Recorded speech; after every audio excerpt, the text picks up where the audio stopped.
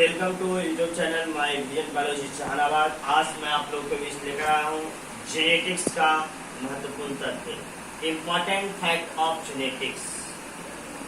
आनुवांशिक का महत्वपूर्ण तथ्य।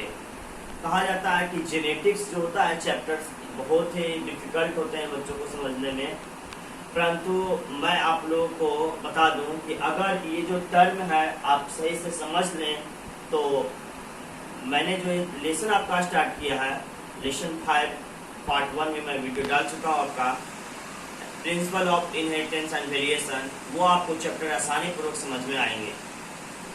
देखते हैं कि फर्स्ट ऑफ ऑल जानते हैं इंपॉर्टेंट फैक्ट्स ऑफ जेनेटिक्स में। फर्स्ट है आपका फैक्ट्स F1 जनरेशन, प्रथम पीढ़ी। तो प्रथम पीढ़ी है क्या F1 जनरेशन? तो कहा जाता है कि माता पिता के द्वारा उत्पन्न संतान को प्रथम पीढ़ी कहा जाता है। माता पिता के द्वारा उत्पन्न संतान को क्या कहते हैं? प्रथम पीढ़ी कहा जाता है, मतलब से F1 जनरेशन कहा जाता है। सपोज दैट, मान लीजिए कि माता पिता मेरे हैं, अब उनसे हम उत्पन्न संतान है, उनसे उत्पन्न संतान है, तो जो मैं हो गया, मैं क्या हूँ? F1 generation. अब पता है कि द्वितीय पीढ़ी क्या? F2 generation. F2 जनरेशन क्या है?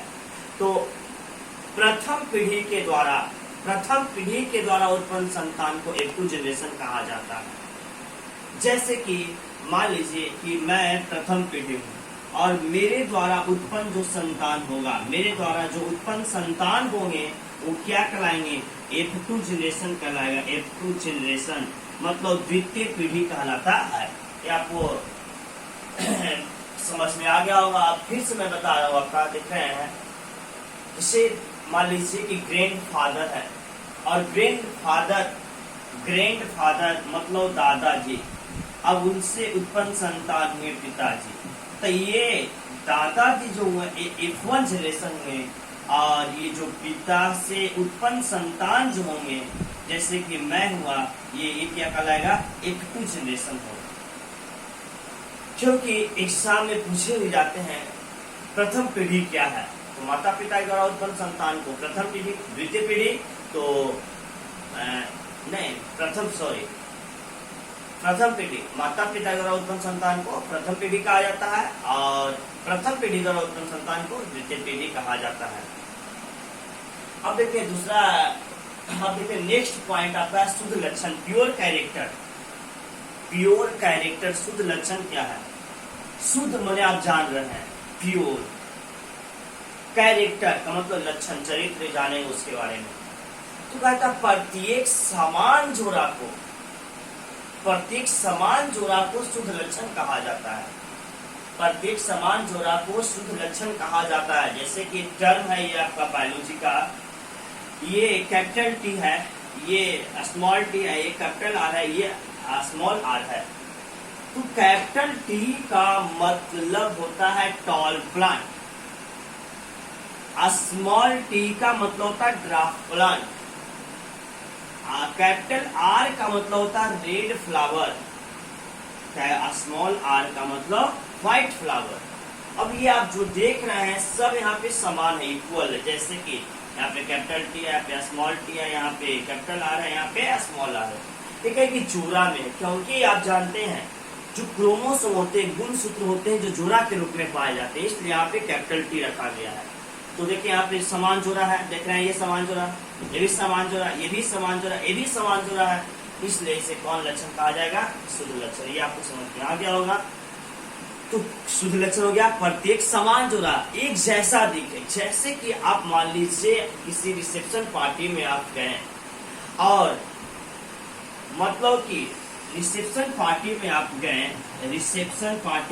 गए वहां पे, और वहां पे जब आप मिले जिनसे आप मिलने वाले वहां पे, जैसे कि है ना दूल्हा और दुल्हन से जब मिले, मतलब ये भी हैंडसम और ये भी ब्यूटीफुल, तो ये हैंडसम, ये भी ब्यूटीफुल और दोनों एकदम डायरेक्ट, एकदम दोनों समान जोड़ी में उतरे, एकदम डायरेक्ट जोड़ी है, तो आप कह सकते हैं इसे आप प्योर कैरेक्टर।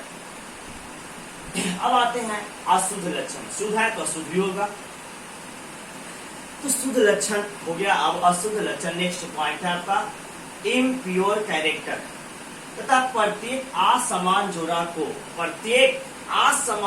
को कहा जाता है अशुद्ध लक्षण। कैसे असमान जोड़ा है?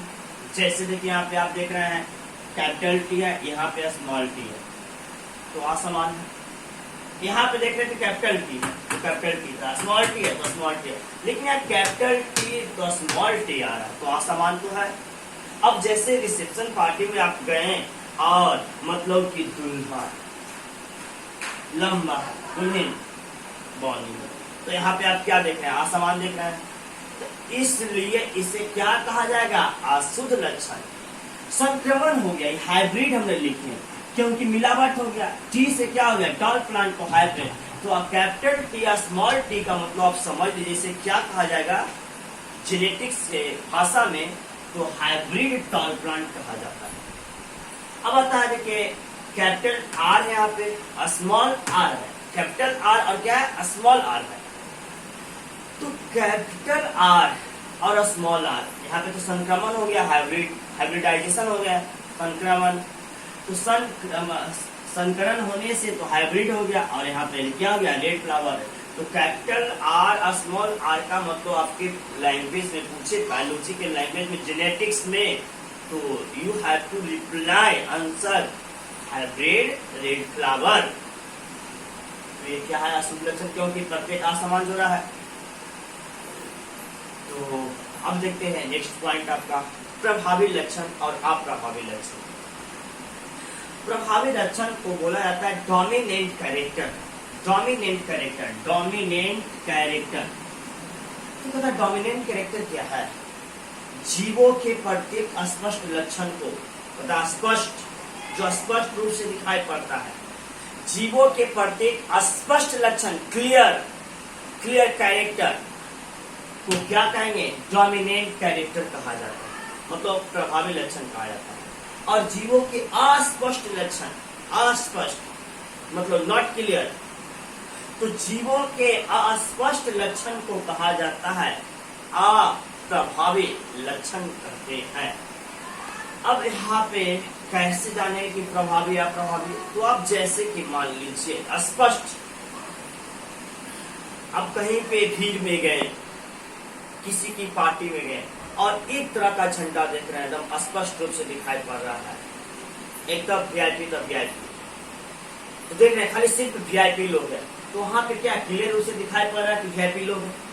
अब बहुत कम लोग हैं जो अनवीआईपी है, सब वहां पे वीआईपी है। जैसे कि आप डांस में गए हैं तो वहां पे आप क्लियरिटी रूप से देखते हो कि सभी लोग एकदम शुद्ध रूप में।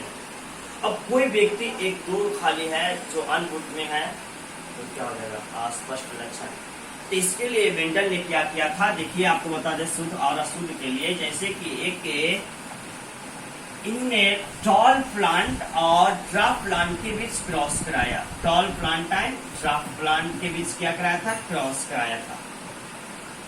आपको बताया मैंने कि टी से टॉल प्लांट, टी और स्मॉल टी से क्या होता है? Dwarf plant.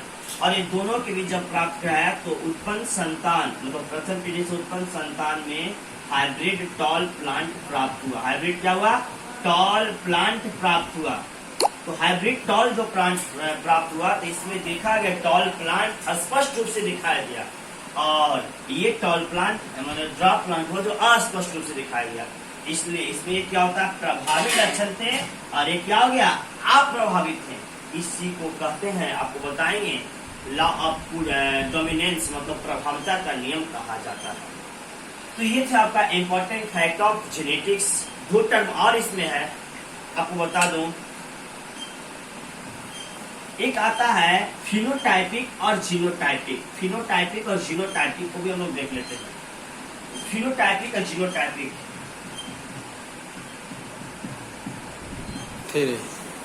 फिनोटाइपिक फिनोटाइपिक मतलब जीवों के बाहरी गुण या लक्षण क्या कहलाता है? फिनोटाइपिक कहलाता है। और जीनोटाइपिक जीवों के आंतरिक गुण या लक्षण आपका कहलाता है जीनोटाइपिक। कहने का मतलब फिनोटाइपिक बाहरी गुण या लक्षण क्या है? मतलब बाहर से स्ट्रक्चर जो देखने पर उसका जो लक्षण प्रभाव दिखाई पड़ता है, वो क्या कहलाता है, फिनोटाइपिक। और जो अंदर से दिखाई पड़ता है, अंदर का गुण या लक्षण, वो क्या कहलाता है, जीनोटाइपिक। जैसे कि एक्सटर्नल पार्ट और क्या होता है, इंटरनल पार्ट, जो कि आपको हम डिटेल रूप से आगे नेक्स्ट टॉपिक में आपको मैं समझाने का इसमें प्रयास करूंगा।